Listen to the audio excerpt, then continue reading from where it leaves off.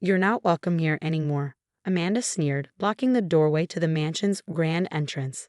This is a family gathering, and you're not family. Behind her, I could see the warm glow of Christmas lights and hear the laughter of relatives enjoying the annual holiday party.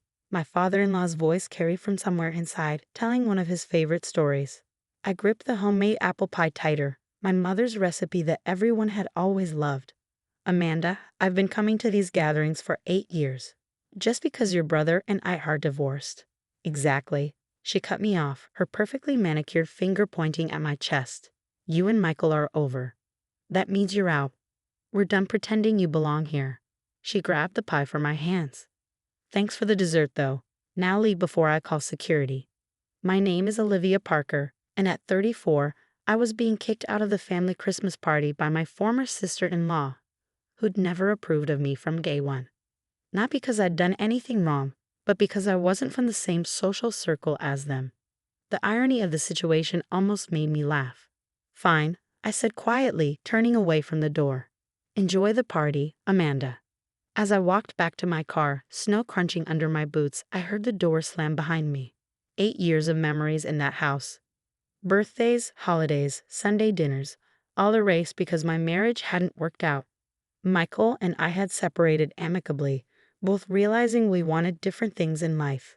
But his family, especially Amanda, had turned it into a social war. What Amanda didn't know, what none of them knew, was that 6 days ago, I'd signed the final papers making me the official owner of the Morrison Mansion. The very house they were celebrating in right now. The very house Amanda had just kicked me out of. It hadn't been my intention to buy it. I'd been working with a real estate investment group looking for properties to renovate and restore. When the Morrison Mansion came up for sale, I almost ignored it. But then I saw the price, barely half of what it was worth. The previous owner, old Mr. Harrison, had been desperate for a quick, quiet sale. I did some digging and discovered why. The Morrisons, my former in-laws, had been renting the mansion for the past 5 years, presenting themselves as the owners to their social circle. But they'd never actually bought it. They'd been paying rent to Mr. Harrison while telling everyone the house was their family estate. Now they were 3 months behind on rent, and Mr. Harrison wanted out. I sat in my car, watching the party through the frost-covered windows. The mansion was beautiful, especially in winter. Its stone facade and towering windows reminded me of something from a fairy tale. I'd fallen in love with it the first time Michael brought me here. Now it was mine, and they had no idea. My phone buzzed. A text from Jessica, my best friend and real estate partner. Did you tell them? Amanda kicked me out before I could. Gee, when are you going to drop the bomb? Not tonight. Let them have their party. You're too nice. I'd walk right back in there and announce it to everyone. I smiled at Jessica's message. She'd never liked how Amanda treated me, always telling me to stand up for myself more. But revenge wasn't my style. I hadn't bought the house to spite them. I'd bought it because it was a good investment. The fact that it would force them to face their lies was just a bonus. The next morning, I met with my lawyer, Emma, to discuss next steps. The previous owner had asked me to honor the existing rental agreement for at least 2 months, giving the Morrisons time to find a new place. I agreed, but there was still the matter of their overdue rent. They need to pay what they owe, Emma said, spreading documents across her desk. Mr. Harrison has provided all the payment records. They haven't paid rent since October. I nodded, looking at the figures. It was a substantial amount. Send them an official notice. Don't mention that I'm the new owner yet. Just that the property has been sold and all past due amounts need to be paid. Emma raised an eyebrow. You're being very generous. Most new owners would evict them immediately. I know, but I want to do this right. They're going to be angry enough when they find out it's me. I don't want to give them any ammunition to fight back. As I left Emma's office, my phone rang. It was Michael. Liv, Amanda told me what happened last night. I'm so sorry. It's fine, Michael. Really? No, it's not. You're still family to me, regardless of our divorce. I'll talk to her. Don't bother. Everything's going to work out exactly as it should. I could hear the confusion in his silence. Michael had always been the kindest of the Morrisons, which was probably why we'd managed to stay friends after our divorce. But even he didn't know about his family's financial situation. Amanda and their parents had kept it hidden from him, just like they hid it from everyone else. That evening, as I sat in my apartment reviewing renovation plans for other properties, I received an email from Emma. The official notice had been sent to the Morrison family. In 2 days, they would learn they had a new landlord. In 2 days, their carefully constructed facade would begin to crack. I poured myself a glass of wine and looked out at the city lights. 8 years ago, I entered the Morrison family feeling like I didn't belong. Amanda had made sure I never forgot my common background, my lack of social connections, my ordinary job in historic preservation. She never knew that while she was looking down on me, I was building my own success, one property at a time. Now I owned the very symbol of their supposed status. The mansion they pretended was their family legacy, the home they used to maintain their social standing. And soon, very soon, they would have to face the truth, not just about the house, but about themselves. I picked up my phone and texted Jessica back. Notice has been sent. Let the games begin. Her response was immediate. Finally. Can't wait to see Amanda's face when she finds out who her new landlord is. Neither could I, if I was being honest.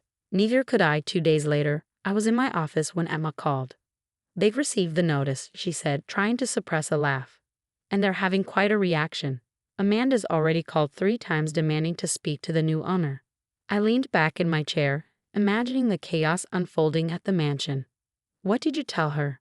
That the owner wishes to remain anonymous for now, but expects all past due rent to be paid within the week. Emma paused. She's not taking it well. Just then, my phone lit up with a call from Michael. I've been expecting this. Liv, did you hear what's happening? His voice was tense. Someone bought the mansion. My parents are freaking out, and Amanda's on a warpath. Really? I kept my voice neutral. What's wrong? Apparently, they're behind on rent.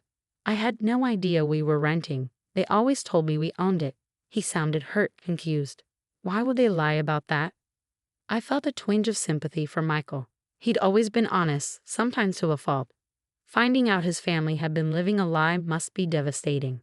People keep secrets for all sorts of reasons, I said carefully. Amanda's convinced it's someone from our social circle trying to humiliate us. She's already called half the country club trying to figure out who bought it. I had to bite my lip to keep from laughing. Amanda had always been obsessed with social status, constantly worried about what others thought. This situation was her worst nightmare come true. Later that afternoon, I drove past the mansion, curiosity getting the better of me. Amanda's red Mercedes was in the driveway and I could see her pacing in front of the large bay windows, phone pressed to her ear. Even from the street, her agitation was visible. My phone buzzed with a text from Jessica. Your SIL just called my real estate office trying to get info about the buyer. Should have seen her face when we told her all inquiries go through Emma. I smiled, typing back. How long should we let this play out? Let them stew for a few days. They need to understand they're not in control anymore. She was right. The Morrisons had spent years maintaining their facade of wealth and ownership.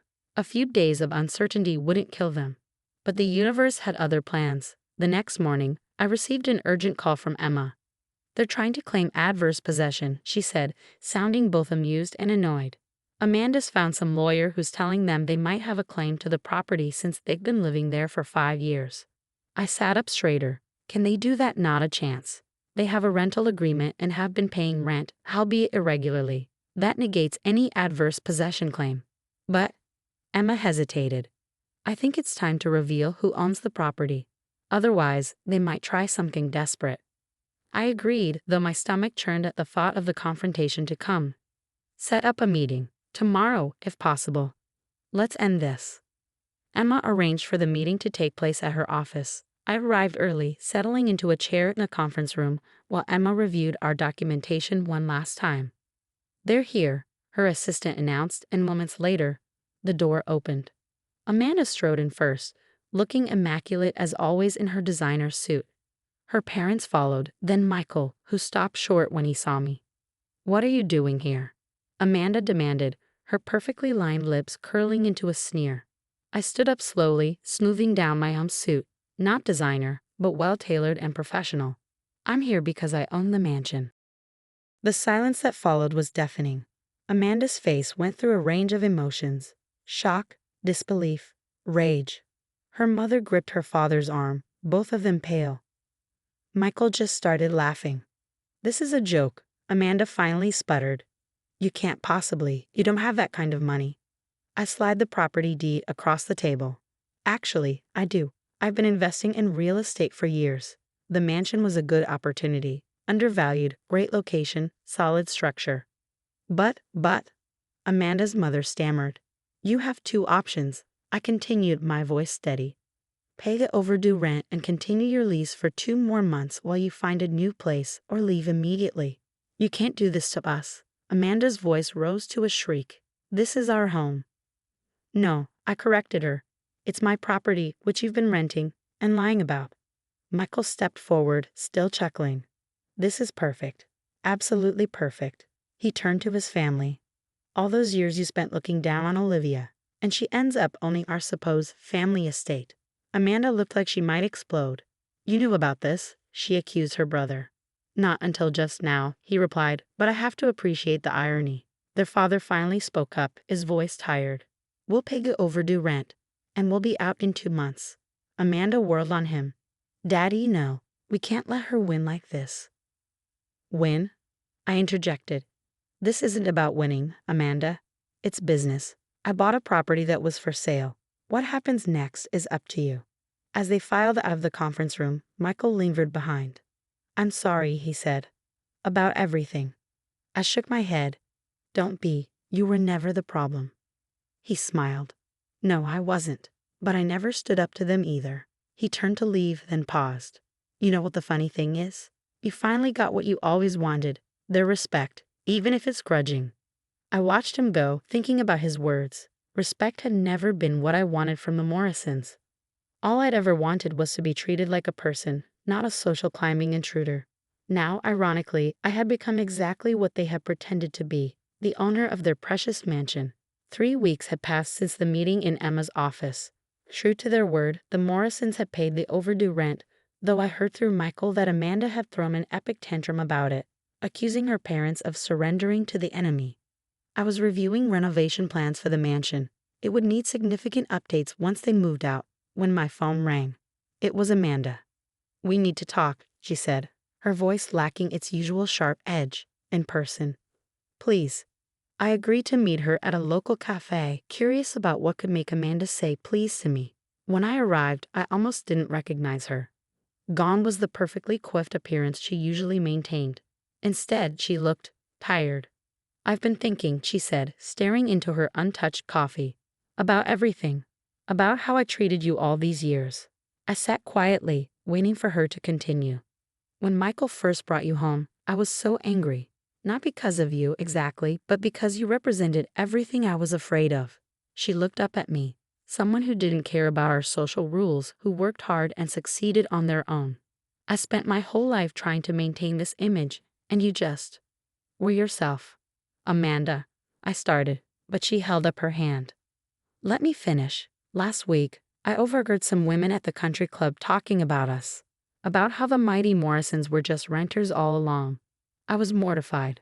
But then one of them said something that stuck with me. She said, 'At least the new owner earned it honestly.' I felt an unexpected pang of sympathy. The social circle wasn't as important as you thought, was it?" She shook her head, almost laughing. "God, no. They're all calling you a brilliant businesswoman now. The same people who used to whisper about you being a gold digger. People's opinions change like the wind," I said. "That's why I never cared about them in the first place." Amanda was quiet for a moment. "We found a new place. Smaller, but actually within our means. Dad's finally admitted he needs to scale back, start living more honestly." She met my eyes. "I wanted to ask, would you consider selling us some of the furniture from the mansion? The pieces that have actual family history?" I smiled, reaching into my bag. "Actually, I had Emma draw this up." I handed her a document. "It's a list of all the furniture and fixtures in the house. I'd like you to go through and mark what has genuine family significance. Those pieces are yours." Her eyes widened. "But why?" "Because despite everything, that house holds your family memories. I'm going to renovate it, make it into something new, but you should keep the pieces that matter." Tears welled in Amanda's eyes, the first real emotion I'd ever seen from her. Thank you, she whispered. I don't deserve this kindness. Maybe not, I agreed. But it's not about deserving. It's about doing what's right. A week later, I stood in an empty mansion, sunlight streaming through the windows. The Morrisons had moved out early, leaving behind a letter from Amanda with the furniture list and a surprising addition, her grandmother's cookbook, filled with handwritten recipes and notes. These recipes made this house the home she'd written. Maybe they can do the same for its next chapter. Michael stopped by as I was going through the rooms, making notes for the renovation. You've changed them, he said, leaning against the doorframe. Amanda's actually working now, got a job at an event planning firm. Mom and Dad are selling their country club membership. I raised an eyebrow. Really? He nodded. Sometimes people need to lose everything to realize what really matters. He looked around the room. What are your plans for this place? I'm turning it into a boutique hotel, I said. Keeping the historical features but modernizing where needed. This place has too much character to be just another private residence. Michael smiled. From unwanted outsider to the owner transforming the family mansion into something new. That's quite a story. Life's funny that way, I agreed. As I locked up the mansion that evening, I thought about everything that had happened. I hadn't bought this place for revenge, but the outcome had changed more than just property ownership. It had shattered pretenses, forced honesty, and somehow, in the end, brought a kind of peace. Amanda and I would never be best friends, but we had reached an understanding. The Morrisons had lost their facade, but gained something more valuable, authenticity. And me? I had finally closed the chapter on my past with this family, not with bitterness, but with unexpected grace. Sometimes the best revenge isn't revenge at all.